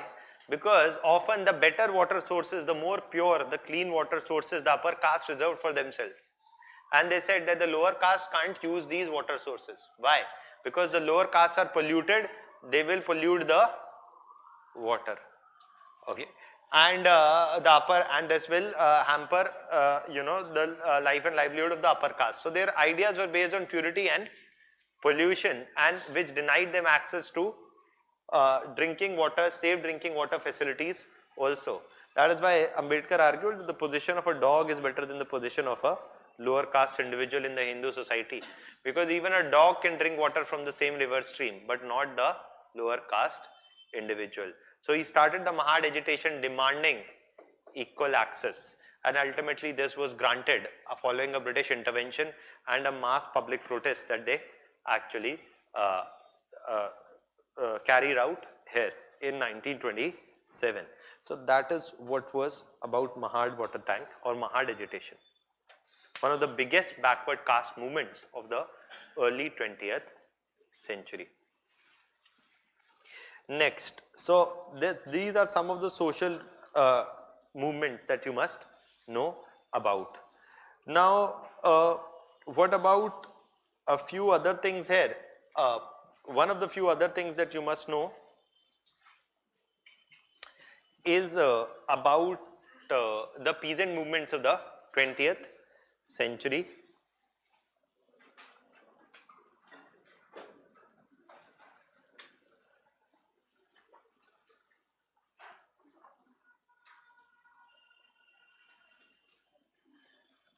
The peasant movements of the 20th century, the Mappila, 1920-21, the Bardoli, in case I have discussed, well and good, if not, 1926, then the Telangana and movement of 1947-1948, and also the Tebhaga movement of 1944 to 1946. How many of these have we discussed? None. Okay. So, how many we have discussed? One of this? Bardoli. Okay. So, चलिए वो आप सुन लीजिए. बाकी you can, बाकी if we have not discussed, so we are discussing it here. Mappila actually is happening. तो एक तो पहले आपको ये पता होना चाहिए, जो मैंने शायद पहले बताया हो चाहे ना बताया हो, that the UP Kisan Sabha was formed in 1916 by whom? Mr. Shukla and Mr. Dwivedi. Indra Narayan Shukla.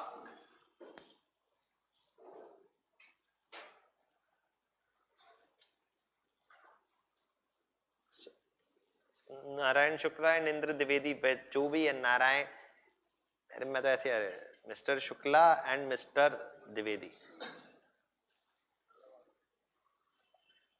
they formed the UP Kisan Sabha in 1916 and they played a proactive role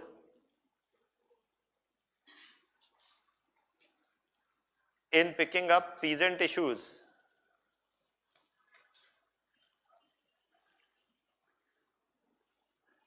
during the non-cooperation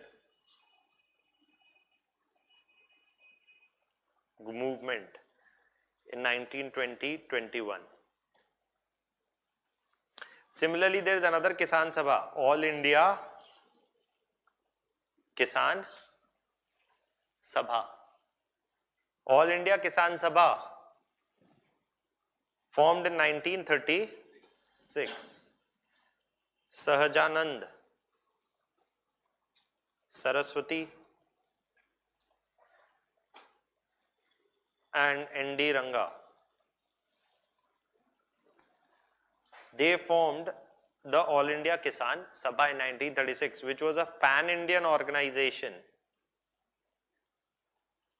Indian umbrella organization,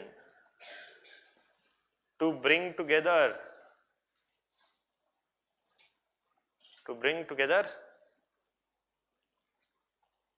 all peasant groups.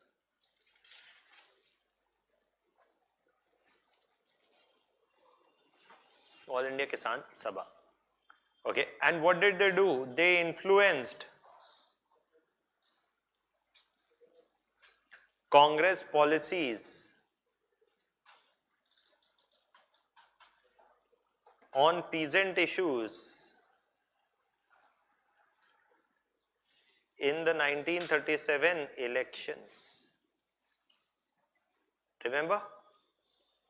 We discussed that in 1937 Congress government was elected in a number of provinces and they decreased the land revenue rates by 50%, all those things. So those demands are coming from where? The All India Kisan Sabha. ये दोनों आपको पता होना chahiye. These are the two organizations that you must know about. Written? Okay, right. First you write, then we'll go to a few other names.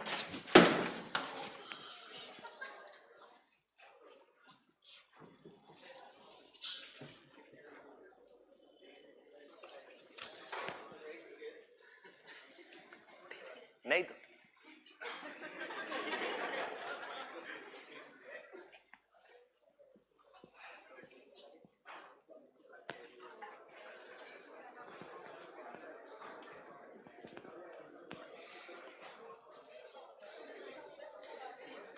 अच्छी quality है.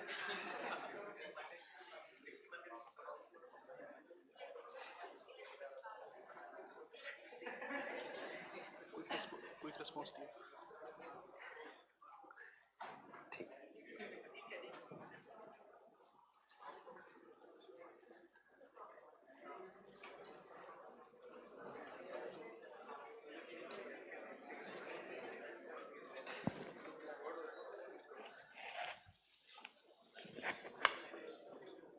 This was the culprit.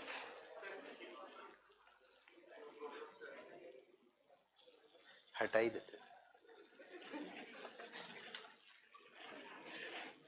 अब कोई दिक्कत नहीं. Now, next. Written?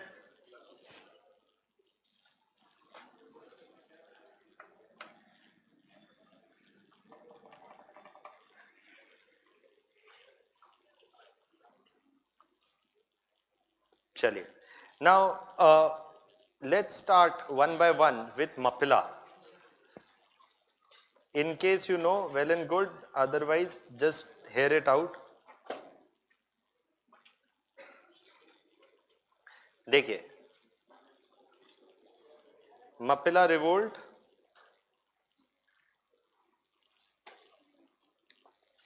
actually, so Mapila was in कहाँ? Kerala region, and during the non-cooperation movement, what in the Kerala region, and during the non-cooperation movement, they are starting this Mapila revolt. Primarily, it is a peasant issue, where most of the landlords were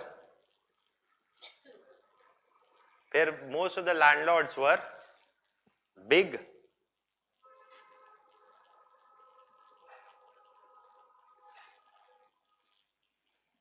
Most of the landlords were big zamindars, and most of the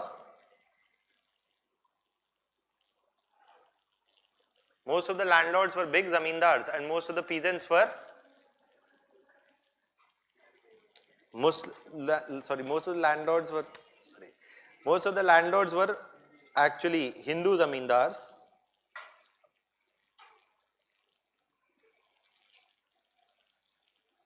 and most of the peasants were Muslim landless farmers. Now, actually, the zamindars, just like they are zamindars, what zamindars do? The zamindars tried to extract high rates of revenue, and this was opposed by peasants. The Congress supported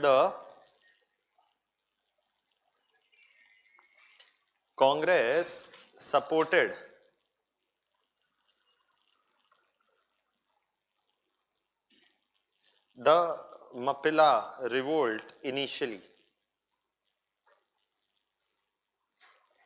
but the zamindars did not respond to the demands of peasants, nor did the British government intervene. Ultimately, the movement turned violent, and the movement turned violent and took the form of what? took the form of a religious riot. So what did Congress do? Congress withdrew support. Congress withdrew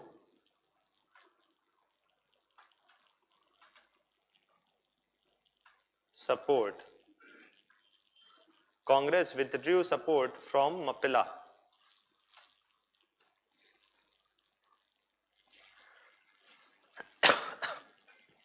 Congress withdrew support from Mapila.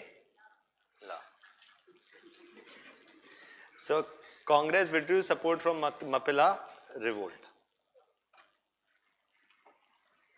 So please remember, prelims के लिए आपको क्या remember, याद क्या रखने वाली चीज है? That what is the issue? Is the movement violent or non-violent? It was initially non-violent, then turned violent. And who supported them? Congress supported them, Communists supported them, whatever. The Congress supported initially, but then withdrew the revolt. The British cracked down on the Mapila revolt with the use of force. Congress withdrew its support as the movement turned violent. And it is happening when? During the non-cooperation movement. Where? In the Kerala or the Malabar region. Bardoli, written, if you have not written also, you will find it in the PowerPoint presentation. Otherwise, if you have written, if you have written, you write from your neighbor's copy. Yes. It will be uploaded. I'll just get it uploaded today. Now, Bardoli.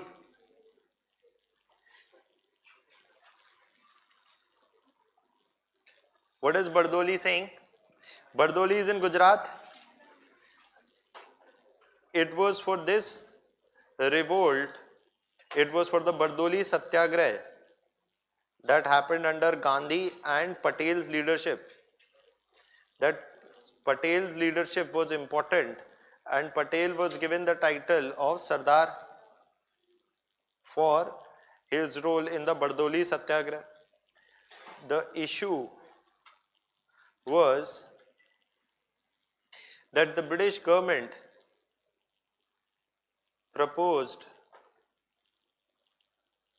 a 1/3 or roughly around 30% hike in land revenue rates.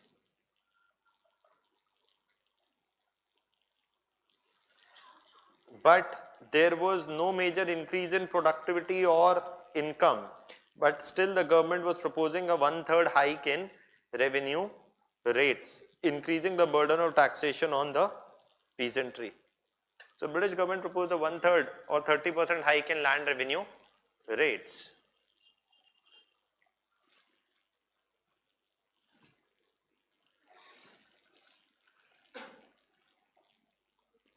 A 1/3 hike in land revenue rates, and despite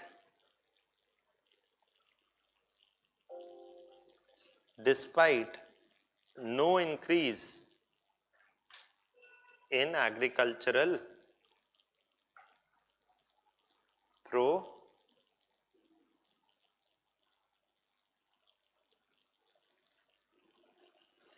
despite no increase in agricultural productivity. So so firstly it was Gandhi who visited and then appointed Patel to lead the protests. Ultimately Vallabhbhai Patel organized no rent strikes and said that no rent strikes, saying that no taxes would be paid to the British till they call off the hike. Ultimately, the British government appointed a committee, no rent strikes, and they also said that there will be a social boycott of anybody who paid these taxes to British. Social boycott of anyone who paid taxes to whom? British. So the British government ultimately organized a committee to look into peasant demands, and this committee recommended a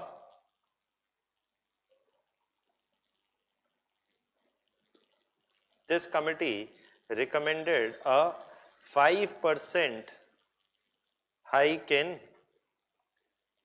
revenue demand.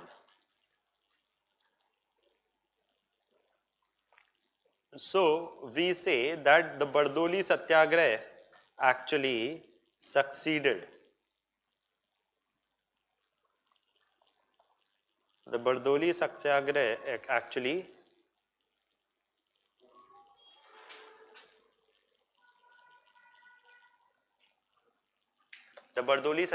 actually succeeded.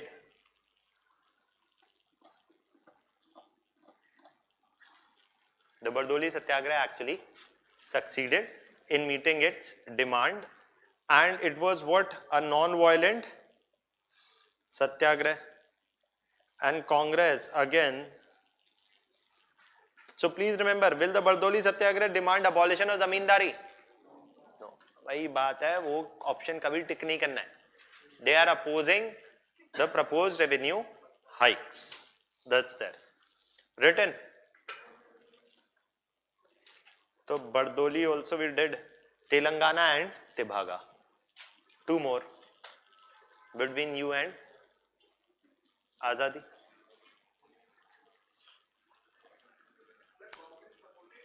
अरे पटेल साहब lead कर रहे, गांधी बैठे हुए उसे करा रहे. Next is Tebhaga and Telangana. First, Tebhaga happened in northern Bengal, led by whom? It involved the lower caste farmers of tribal origin.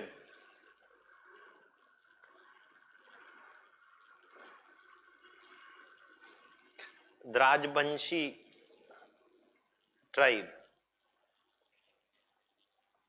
What is the Tebhaga movement? देखिए, in the Tebhaga movement actually happened in North Bengal. What was their demand? Their demand was the implementation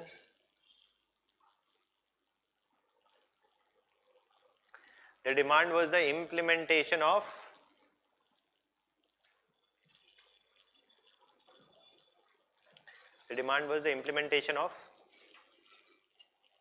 the flood or the flood, both it's called, the Flood Commission recommendation.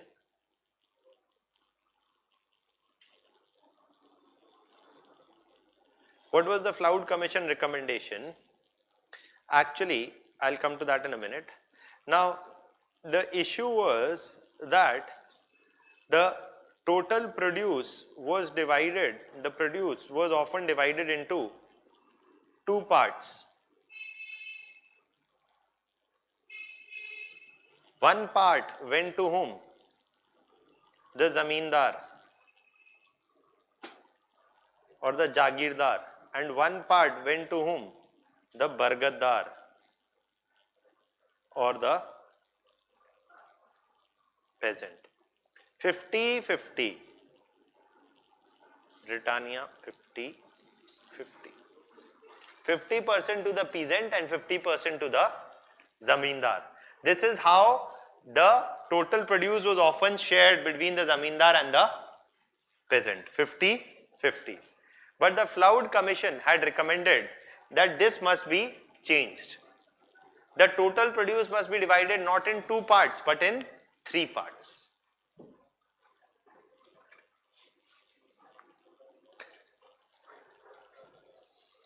Somebody is happy. Now, the Flood Commission recommended that the total produce to be divided in what?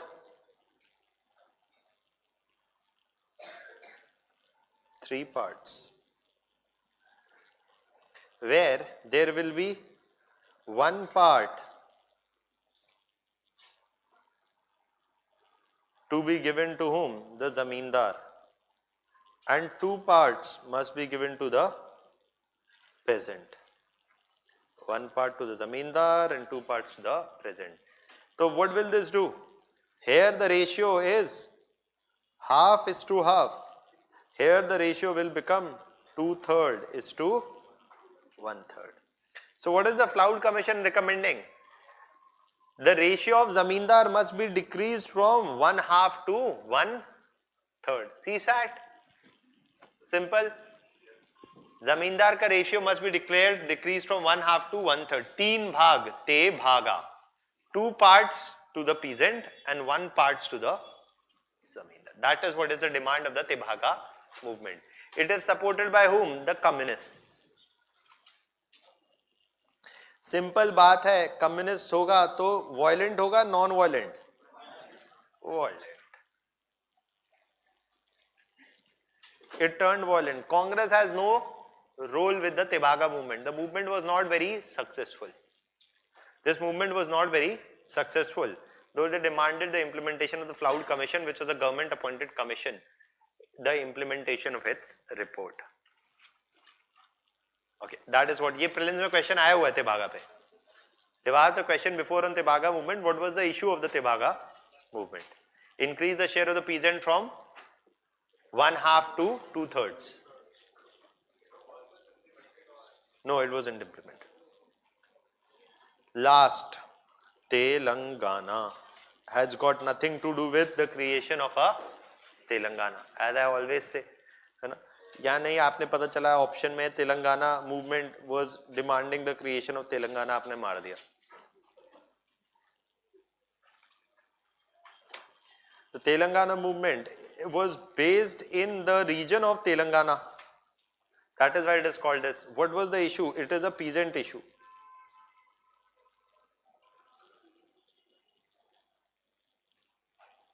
The Telangana movement was actually led by whom? Led by communists. तो भाई क्या होगा ये? Violent. इन्होंने क्या बोला? That we will bring about radical redistribution of क्या? Land. Radical redistribution of land. To whom? Peasant. Radical redistribution of land to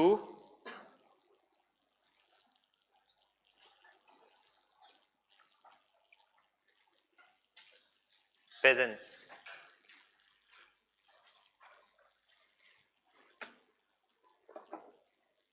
Radical redistribution of land to peasants. कैसे, कहां से आएगी? नई लैंड बना देंगे क्या? How will? Where will the land come from? Take away from zamindar and moneylender. Simple idea है. They went village after village. At their peak, their influence extended to 3,000 villages in the Telangana region.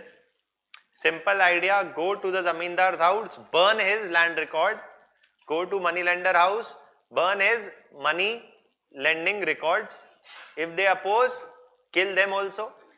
Simple. And जब land record ही नहीं है तो land है ही नहीं जमींदार का. Land, the tiller who lived on the land belonged to him. If zamindar opposes, kill the zamindar. Simple. इतना आसान है, देख लिया आपने. So that is what they are doing. They forcibly burnt land and revenue records of zamindars and moneylenders. So do you think it is going to be successful? Yes or no? Yes. It was a successful movement. In more than 3,000 villages, they redistributed land in the Telangana region at its peak affected 1 million people in the region, if they are going to be successful, will the communists become popular? Yes. Increase the popularity of the communists in the region. In fact, a large number of these communist fighters, the communists also recruited a large number of women as armed fighters.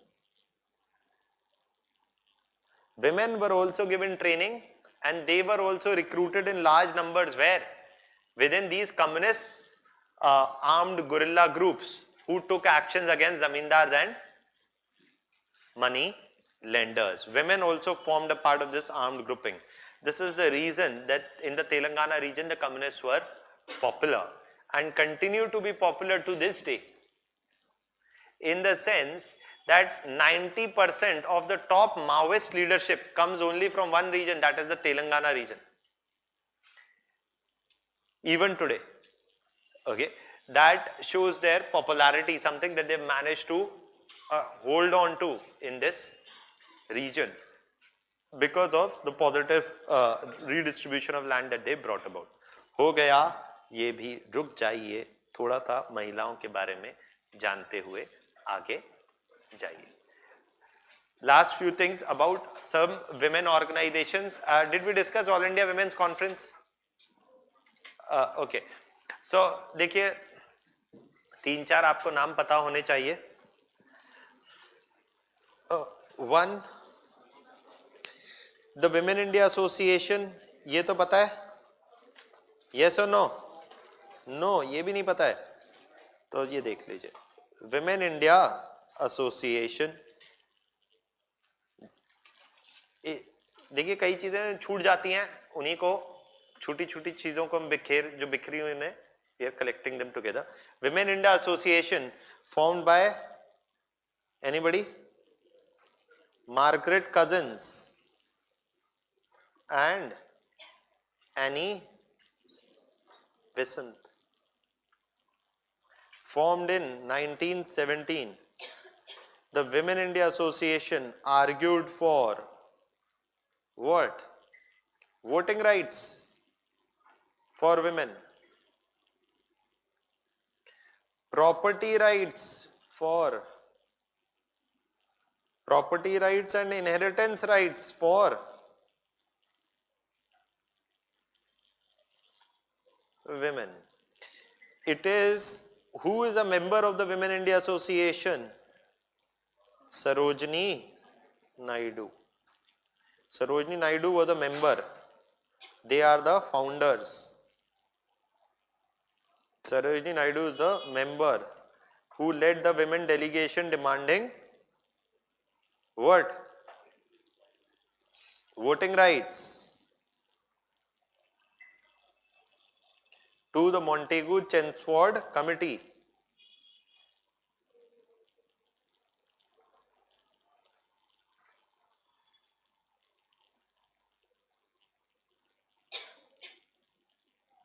लेके रहेंगे. Getting voting rights. Who? Women. 1917.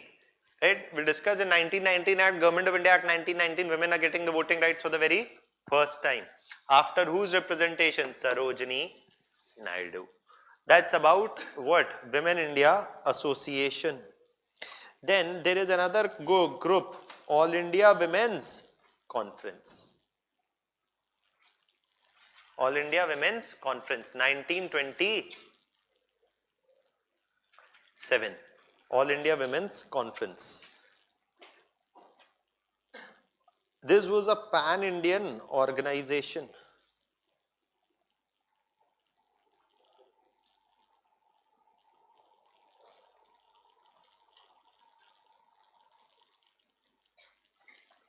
This is a pan-Indian organization of women leaders. The pan-Indian organization of women leaders, and one of its its founding director and member is again whom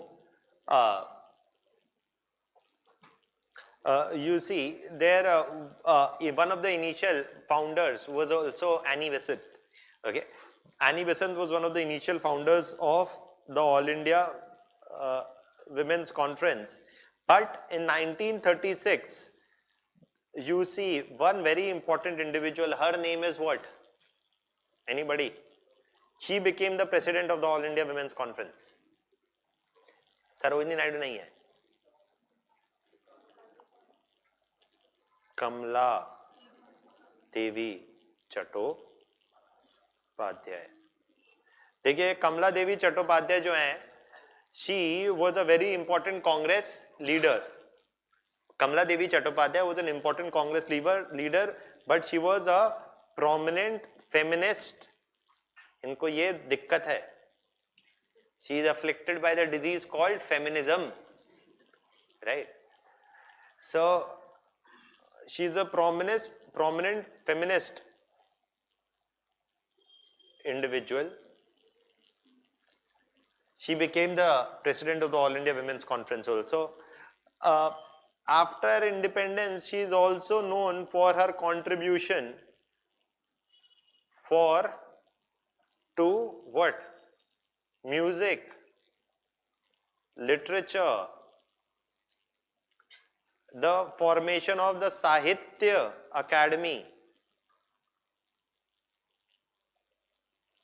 and the Sangeet Natak Academy, all owe to her work. Not just music, literature, also the setting up of textile cooperative groups, where in what you know as modern day Faridabad is also carried out by Kamala Devi Chattopadhyay. So Kamala Devi Chattopadhyay was a feminist leader, talked about women rights also, and after independence also in arts, literature, also in drama. कहाँ? Drama में क्या? The formation of National School of Drama, that is also done under the leadership of Kamala Devi Chattopadhyay. तो देखिए क्या होता है, पढ़े लिखे लोगों के आने से फ्रीडम मूवमेंट में क्या बनता है? साहित्य अकेडमी, संगीत नाटक अकेडमी, ड्रामा स्कूल, कोऑपरेटिव, ऐसे सारे काम होते हैं. जब अनपढ़ लोग सरकार में आते हैं तो क्या बनता है? कुछ नहीं बनता है. वो भी नहीं बनता है, वो भी नहीं बनता है. काफी लोग ये कहते हैं कि मायावती ने स्टैच्यू बनाए और खुश हो रहे हैं कि सुप्रीम कोर्ट ने ऐसा कहा. कोई पटेल का भी पैसा मांग ले. पटेल का स्टैच्यू ठीक है, मायावती का क्यों नहीं है ठीक? क्योंकि मायावती ने अपना स्टैच्यू खुद बनाया. यही लॉजिक है बस, अपना स्टैच्यू खुद नहीं बनाना. अभी किसका भी बनेगा स्टैच्यू? क्या नाम है उनका? बाला साहेब ठाकरे बने. बिल्कुल. तो वही कह रहा हूं ना, सबका स्टैच्यू बनना चाहिए.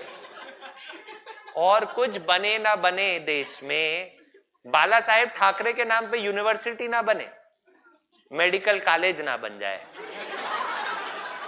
मुफ्त इलाज ना हो जाए, वो भी हो जाए, इसमें क्या बुराई है? हाँ? अरे ये इनके रिकमेंडेशन से क्या होता है, पहली बात. और दूसरा, सबके नाम पे ऊंची से ऊंची इमारत बने, ये हमारी दिली तमन्ना.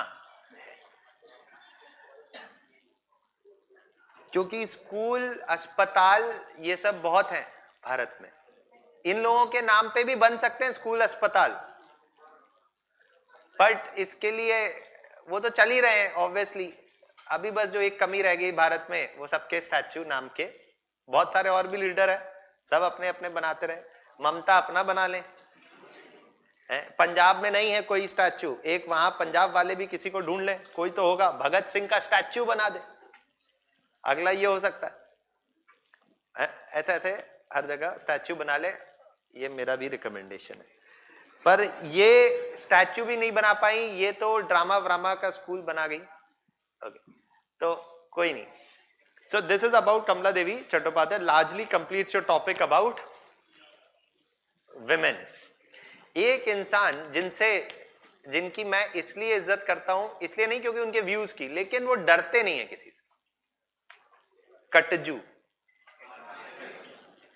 कटजू जब रिटायर हो चुके हैं, ना वो किसी ट्रिब्यूनल में है, ना वो कहीं बैठे हैं, उनको कोई और पोस्ट है नहीं, तो कटजू साहब एकदम खुल के बोलते हैं। जब Bala Saheb Thackeray died, the only person who any national daily wrote something against Bala Saheb Thackeray was Katju. Bharat में on his death, if somebody, I remember because I was looking at the newspapers then, कि कौन लिखता है, either a number of people were silent or everybody praised, but Katju अकेले निकल पड़े। अभी कटजू ने एक और काम किया है, वो किसी Indian newspaper is not published, but another, that Katju wrote a letter to Mr. Gogoi asking 4 questions. Katju को एकदम खुल के, एकदम आपकी कटजू एकदम, I am not saying one में अग्री और disagree, but the fact is that you have some people, देखिए बुढ़ापे में कई लोग क्या होते हैं, नहीं, बुढ़ापे में कई लोगों जो होते हैं जिनके ना आगे कोई होता है ना पीछे कोई होता है, वो बोलते हैं जो उन्हें बोलना है। हमारे प्रधानमंत्री भी उनमें से एक है। चलिए, thank you. This largely completes the topic. Tomorrow ma'am will be taking the class, and if there will be another additional class, you'll get the message. Otherwise 2:30 to 5, this is the, you'll get the mail, ma'am is taking the class.